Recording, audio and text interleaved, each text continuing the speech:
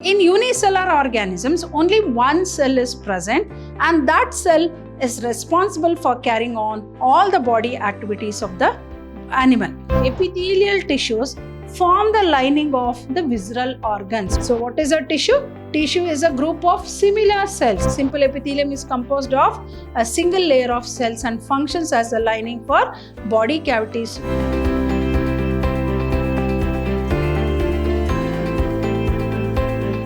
Hello everyone, welcome back to yet another new chapter, chapter 7 of your first PU syllabus called Structural Organization in Animals. Session 1 of this chapter 7 called Structural Organization in Animals. Myself, B. Shobharani from the Department of Biology, Vidyashram Pre-University College, the Temple of Excellence. You may wonder, what is this new chapter all about? I think all of us know we have two types of organisms which are multicellular organisms, namely the plants and animals. We also know that there are unicellular organisms like amoeba, paramecium, euglena, but we should understand the advantage of being a multicellular organism, may it be a plant or an animal. So, in unicellular organisms, only one cell is present, and that cell is responsible for carrying on all the body activities of the animal. Imagine the advantage of being a multicellular organism. As you know, the plant body or an animal body is made up of millions of cells. Now, what is the advantage of being a multicellular organism? I think all of us know that the cells, as we all know, the cell is the structural and functional unit of life, or the basic unit of life. Group of cells make a tissue, and group of tissues make an organ, and group of organs make an organ system. So, group of cells make a tissue, group of tissues make an organ, and group of organs make an organ system. Imagine in our body, like in human body itself or in an animal body, there are different types of organs which perform different functions so very meticulously. So, there is a coordination or understanding between the functioning of these organs which is making the body more efficient in functioning. So, group of organ system make an organism. So, the total organism is made up by these, what we call it as cell differentiation. This is called as cell differentiation. So, for example, like in human body, like we have different types of organs to perform different functions. Like kidney does the process of excretion, heart does the process of circulation, lungs does the process of respiration. So, imagine each and every organ has its own function to perform. Then what are these tissues? Then what is the advantage of being a multicellular organism is having more number of cells. Is a group of cells make a tissue, and group of tissues make an organ, and group of organs make an organ system, and group of organ system make an organism. So in this particular chapter, we are going to study about the different types of tissues. What are the advantages of these tissues and how? And I think all of us know each tissue is made up of by a 3 germinal layer, may it be ectoderm, endoderm, and mesoderm. So the origin of tissue is from the 3 germinal layers called ectoderm, endoderm, and mesoderm. So in this particular chapter, we are going to study about the animal tissues. So here you can see in this beautiful picture the animal tissues. Before we move on to understand what are animal tissues, first let us understand what is a tissue. So cell, already we know. What is a cell?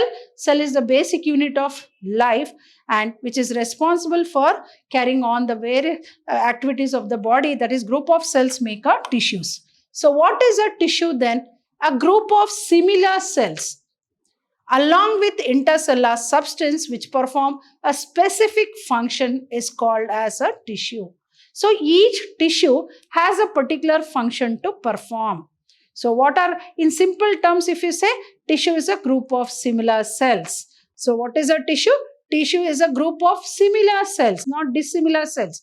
It is a group of similar cells along with intercellular substance, or what we call it as matrix, which perform a specific function is called as a tissue. So tissue plays a very great role in the body of an organism. May it be human body, or may it be a cockroach, may it be an earthworm, or may it be a frog. So in this particular chapter called structural organization in animals, other than studying about the animal tissues, we are going to study about the type study of cockroach, type study of earthworm, then cockroach, then frog. You may wonder why, particularly in your first PU syllabus, the type study of cockroach, earthworm and frog is taken, because they are the very unique animals which have very unique body organization, body system, body organs. So that is the reason why these three are included for your type study in this particular chapter called structural organization in animals. Now let us move back to the study of animal tissues. How do we define a tissue? A group of similar cells along with intercellular substance which perform a specific function. They have a particular function to perform is called as a tissue. As I said, group of cells make a tissue and group of tissues make an organ. So now let us study what is organ and organ system. First one is organ. As I said, the body of complex organism is made up of 4 basic types of tissues, and these tissues are organized in specific proportion and pattern to form an organ. So what is an organ? How do we define an organ? A group of tissues, and these specific tissues are organized in a specific pattern to form an organ. So how do we define the word called organ? In simple terms, if you want to define, we can define organ as a group of tissues. Group of cells make a tissue and group of tissues make a organ. So organ, the body of the complex or an animal organism. See, we say the body of multicellular organism is more complex. Why? Because it is made up of millions of cells. More the number of cells, more is the complexity of the body. So the body of complex animal organism is made up of 4 basic types of tissue. Anyhow, we are going to study, that is the epithelial tissue, muscular tissue, connective tissue and neural tissue. And these tissues are organized in specific proportion and pattern to form an organ. For example, like stomach is an organ, heart is an organ, kidney is an organ, etc. We have many more organs inside our body is called as an organ. Moving on to organ system. So as I said, group of cells make a tissue, group of tissues make an organ, group of organs make an organ system. So what is an organ system? I think all of us know. For example, when we talk about blood circulation, there is a coordination between the lungs and the heart. Both in coordination work together to carry on a very important physiological process called blood circulation. How is it possible then? So what is this organ system together? 2 or more organs perform a common function by their physical and chemical interaction is called as organ system. Like for example, digestive system, respiratory system, circulatory system. See how each and every, there is an interaction, there is a coordination between the organs in carrying on their physiological processes. So that is called as organ system. So what is a tissue? A group of similar cells along with intercellular substance which perform a specific function is called as a tissue. What is an organ? The body of complex animal organism is made up of 4 basic types of tissues like the epithelial tissue, muscular tissue, connective tissue and neural tissue, and all these tissues are organized in specific proportion and pattern to make an organ. For example, like the stomach, the heart, the kidney, the lungs, etc. Then what is organ system then? 2 or more organs perform a common function by their physical and chemical interaction is called as organ system. For example, like the digestive system, respiratory system, circulatory system and excretory system. Moving on to the study of animal tissues. The animal tissues have been broadly classified into 4 basic types of tissues. What are they?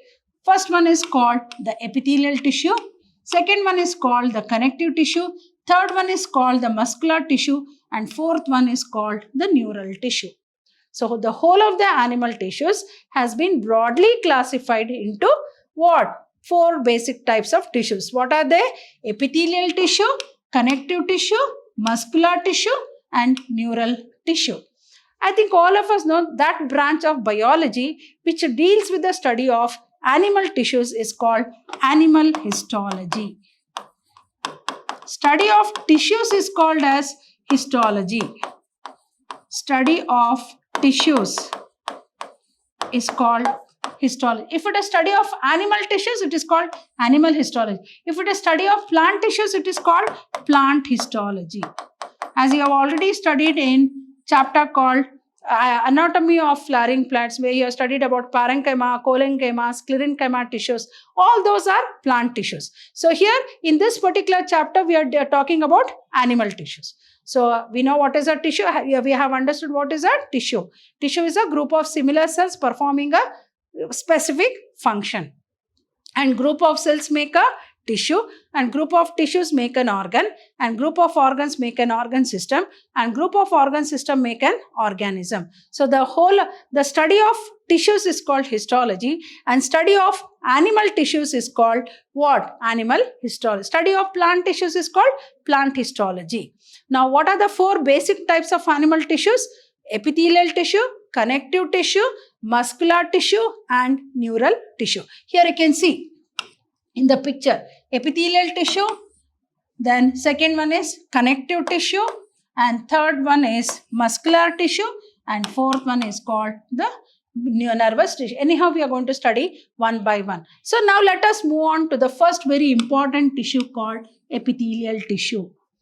And epithelial tissue is also called as epithelium. It is also called as what? Epithelium. I think all of us know epithelial tissues form the lining of the visceral organs. What do you mean by visceral organs? Visceral means internal organs. Visceral organs means internal organs. So most of the organs which are found inside the body are protected by an outer covering by this very important tissue called the epithelial tissue or epithelium. See, imagine the protection for all these organs which perform various physiological processes has been provided by this epithelial tissue. So moving on to the study of this particular first type of basic animal tissue called epithelial tissue. As I said, it can also be called as what? Epithelium. And this tissue has free surface which faces either a body fluid or the outside environment. Anyhow, I'm going to show it in the next slide, like how the epithelial tissue looks. So this tissue has what? Free surface at one end, and free surface which faces either a body fluid or outside the environment. The cells are compactly packed. Here the cells are compactly packed. That is, the cells are very close nearby without any intercellular space or intercellular with very little intercellular matrix. So I repeat. So what is animal tissues? Animal tissues are classified into how many types? 4 types. What are they? Epithelial tissue, connective tissue, muscular tissue, and neural tissue. So what is the first very important basic type of tissue? So the whole of the animal body is made up of how many types of tissues? 4 types. What are they? Epithelial tissue, connective tissue, muscular tissue, and neural tissue. Neural means nervous tissue. Muscular means muscles. Connective tissue, that which connects muscles to bone, bones to muscles. Epithelial tissue, as I said, which forms the lining of most of the visceral organs like skin. Skin is also an epithelial tissue. So these epithelial tissues are commonly called as what? Epithelium. And this tissue has what? Free surface which faces either a body fluid or the outside environment. And the cells are compactly packed with little intracellular matrix. Moving on to the 2 types of epithelial tissues. First one is called the simple epithelium, and the second one is called compound, or it is also called as stratified epithelium. Now, what are the 2 very important types of epithelial tissue? One is called simple epithelium. The second one is called compound or stratified epithelium. The very word itself will tell you. Simple epithelium is a tissue which is composed of a single layer of cells. and functions as a lining for body cavities, ducts and tubes. Like for example, the fallopian tube, salivary ducts, body cavities like the cylindron, like the stomach. So it is going to form the lining because it is made up of a single layer of cells and functions as a lining for body cavities, ducts and tubes. So there are two types of epithelial tissue. What are they? One is called simple epithelium and the other one is called compound. Simple epithelium is made up of only a single layer of cells. Then what is compound? The very word itself will tell you. Consists of two or more cell layers.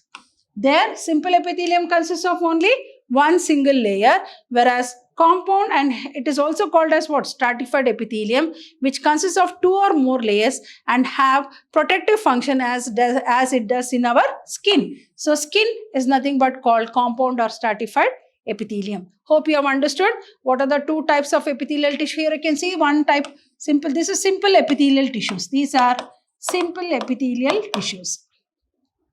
There are two types of epithelial tissue. Simple epithelium, that is, simple epithelium is composed of a single layer of cells and functions as a lining for body cavities, ducts and tubes. And the compound epithelium consists of two or more cell layers and has protective function as it does in our skin. Moving on to the types of simple epithelium. So you have understood what is epithelial tissue and what are the two very important types of epithelial tissue. Moving on to the first type of that is simple epithelial tissue. First one is called squamous epithelium. Here you can see this squamous epithelial tissue. See, if you see this picture, then you will understand the cells are arranged like flat, like tiles. Hence, they are also called as pavement cells. Pavement cells, because they are arranged in the form of flat tiles. Right. Now let us, the cheek cells. So the human cheek cells, if you scrape and see it under the microscope, they are nothing but squamous epithelial cells. Now let us see what is this squamous epithelium, which is made up of a single thin layer of flattened cells with irregular boundaries. They are found in the walls of blood vessels and air sacs of lungs. Functions as what? Diffusion boundary. And one very important thing what you have to understand in simple epithelium is all the cells will be lying. Cells are lying on the basement membrane. They are lying on the basement membrane. So there is one basement membrane. So the cells will be lying on the basement membrane. So types of simple epithelium, squamous epithelium, which is made up of a single thin layer of flattened cells with irregular boundaries. They are found in the walls of blood vessels and air sacs of lungs and functions as what? Diffusion boundary. Because they are flat like cells, they are also called as pavement cells, pavement epithelium. Moving on to the next one called cuboidal epithelium, and the third one is called columnar epithelium. The very word itself will tell you the cells are in the form of cube-like structures, cube-like cells. And here you can see the basement membrane. All the cells will be lying, and there is a single layer of cells and all these cells will be lying on the basement membrane. Very, very important point to be noted. Basement membrane. So there in squamous epithelium, the cells were flat tiles like resting on the basement membrane. Here, the cells are cube-like. Here you can see cube-like cells composed of a single layer, cube-like cells. And they are found in ducts of glands and tubular part of nephrons in kidney. As we know, they are found in the ducts of glands. Glands, particularly exocrine glands, will carry their secretions through ducts or pipe-like structures. As I said, epithelial tissue, usually they form the simple epithelium forms the lining of internal organs. So they form the lining of the ducts of glands and tubular part of nephrons in kidney. So its main function is secretion and absorption. So there, squamous epithelium function was acting as a diffusion boundary. Here, its main function is secretion and absorption. Moving on to the third type called columnar epithelium. Here you can see the column-like cells. Column-like cells. What do you mean by column? Row-like. Rows. Here you can see. And here one thing you can see, the nucleus is at the base. Here the nucleus is at the base of the base facing what? Facing the basement membrane. Basement membrane. It is facing the basement membrane. So this is column-like cells, hence the name columnar. Cube-like cells, hence the name cuboidal. So columnar epithelium, it is composed of single layer of tall and slender cells. Here you can see tall, slender means thin. Thin cells, tall and thin cells. And their nucleus is located at the base. As I said, the nucleus is located at the base, almost near the basement membrane. Free surface may have microvilli here, and they are found in the lining of stomach and intestine and helps in absorption and secretion. So we have studied about squamous simple epithelium and types of simple epithelium: squamous epithelium, columnar epithelium, cuboidal epithelium, and ciliated epithelium. So that is a classification of simple epithelium. So cuboidal epithelium composed of a single layer cube-like cells, and they are found in ducts of glands and tubular part of nephrons in kidneys, and its main function is secretion and absorption. Columnar epithelium, it is composed of a single layer of tall and slender cells, and the nucleus is located at the base. Free surface may have microvilli, and they are found in the lining of stomach and intestine, helps in absorption and secretion. Moving on to the fourth type. First one is squamous epithelium. Second one is cuboidal. Third one is columnar. And fourth one is ciliated. Here you can see the ciliated. Ciliated epithelium is more or less nothing but columnar epithelial cells, but the free surface of the cells will have hair-like structure called cilia.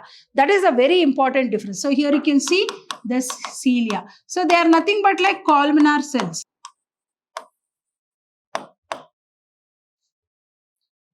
They are nothing but called columnar cells. The columnar cells are elongated cells. They are more or less like columnars. The only difference is the free surface will have cilia, hair-like cilia, hence the name ciliated epithelium. So what is ciliated epithelium?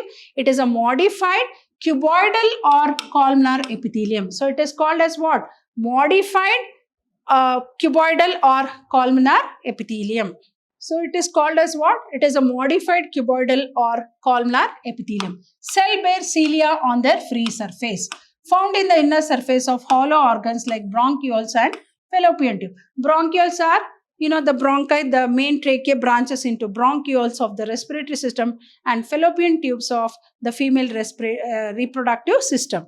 And their function is to move particles or mucus in a specific direction over the epithelium. So what is ciliated epithelium? It is more or less a modified columnar or cuboidal epithelium. Only thing is the free surface will have hair-like structure called cilia, and found in the inner surface of hollow organs like bronchioles and fallopian tubes, and their function is to move particles or mucus in a specific direction over the epithelium. Hope you have understood the first very important session of this very interesting chapter called structural organization in animals. So I'll be back in the coming session with some more interesting concepts of this chapter, and we are going to study about the remaining tissues. Till then, goodbye and thank you.